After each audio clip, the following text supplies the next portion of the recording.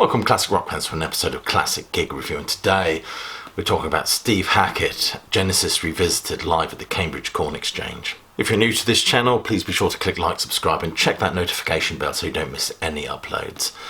And do check some of the links below this video for ways you can support the sterling work done at Classic Album Review. Also, I shall put the link to further dates by Steve Hackett on this very tour. Now, the Cambridge Corn Exchange is a perfect setting for an evening of such ornate music. A set that's divided into two, with the first set really comprising of his solo material, and the second set, the Foxtrot album. I should warn you that this video does contain spoilers, so if you don't want to know what the set list is, I suggest you flip away now. As always, the music in these Steve Hackett shows is beautifully represented.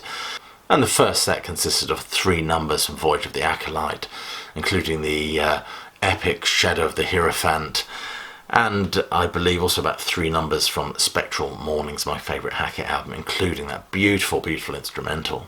I'd be lying if I say there wasn't a general buzz in the audience in anticipation for a full performance of the Foxtrot album. It is, after all, a remarkable landmark album for Genesis. I don't think there's a weak number on this album, and of course it's an album that's famous for platforming the magnus opus that is Sup Is Ready, or as Baldrick might say, the magnificent octopus. In fact, Hackett went on to say that Foxtrot was a terrific achievement for the band at this time. The structure of the show very much feels like okay, if you sit through the solo material at the beginning, you'll be rewarded with a performance of the iconic Genesis album in the second half. And I'm being glib there, of course. That's not the case, because most people in the audience were very receptive of Hackett's solo material. We do get Devil's Cathedral, which is a wonderful number from his Surrender of Silence album. It's always performed beautifully, like it's an album about vaulting ambition, and it's always performed fantastically. Roger King on keyboards is just remarkable. And as I said, we get this majestic performance of Spectral Mornings, performed majestically in fact. And Shadow of the Hierophant was performed in its entirety, as he had Amanda Lehman to call upon, as she lives in this geographical vicinity, shall we say. The sound was absolutely immaculate. We expect nothing less from Steve Hackett.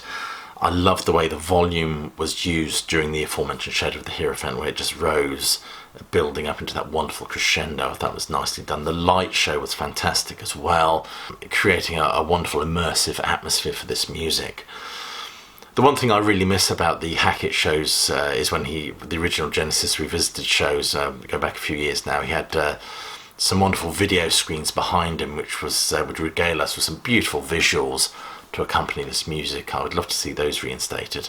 It's probably a budget thing though, I guess. And Hackett himself stands centre stage with Fernandez's gold top guitar. The tone is absolutely beautiful. The sound balance is fantastic, as I said. But he also surrounds himself with fantastic musicians as well, which include Nad Sylvan. A lot of you criticised Nad Sylvan's voice. I actually like the way he sounds. I think he's very Gabriel-esque. Roger King on keyboards, Craig Blundell drums, John Reingold bass, and Rob Townsend saxophone, flute, brass, woodwind, keyboard and percussion. My word, he gets about a bit, doesn't he? The highlights of the show, apart from the aforementioned wonderful Spectral Mornings, was Watcher of the Skies. It started beautifully. It's got that build, hasn't it, that thrum, which is just fantastic for opening a set. It's a great show opener anyway, if you were just doing a Genesis set, with Nad Sylvan standing there with his funny binoculars. Another highlight for me was Get 'Em Out by Friday. I loved the rendition of this song. It was fabulous. You could say it's a cutting slice of social commentary, which it was then and perhaps is quite applicable now, considering all of us are entering a penurious state with the winter looming. And Hackett takes on the voice of Genetic Control. I adored Can Utility in the Coastline. It's a fabulous piece.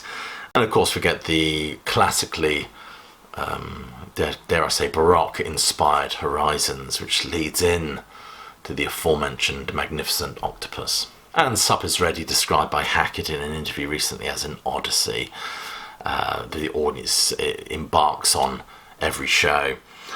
The performance of Sup Is Ready was probably the pinnacle of the show, there's no doubt about that. It's a track that does go down well. It's one that's a chock full of highlights as well, including a bit of audience participation. We certainly want a bit of that. And Hackett's guitar work at the end of this track is absolutely phenomenal. And of course we get the encore for fifth, beautiful Roger King playing at the beginning of this. Absolutely a very tight performance by the band, which led to a standing ovation from the audience. And I even shelled out for a programme from the show. They had it on display actually. The page opened up. I thought it was a signed programme, so I'll definitely have that for a tenner. But it's a pre-printed signature. But nevertheless, some nice information in there which I will enjoy reading and keeping with my ticket. I always enjoy Steve Hackett live. It's, as I said, it's an evening of beautifully executed, performed, I think is a better word, beautifully performed music. I suspect a lot of these bands make their money from touring these days, as I don't think there's a lot of money to be made from selling music.